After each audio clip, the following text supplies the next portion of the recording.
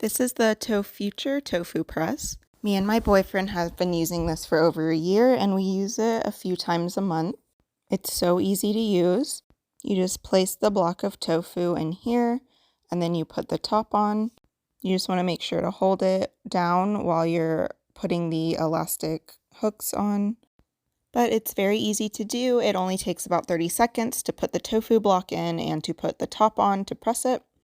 And you can see on the side it has 3 different hooks. You can put the elastic on, just depending on whatever one fits better. And there you have it. The top is on and the tofu is pressing. And I'll show you what it looks like when it's ready to be taken out. Okay, so it's been about 4 hours and we are ready to prepare our tofu to cook it. You just take off the top by undoing the little elastic hooks.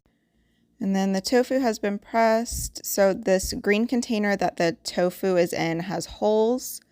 And then all the water collects in this bottom white container. So you just dump the water out.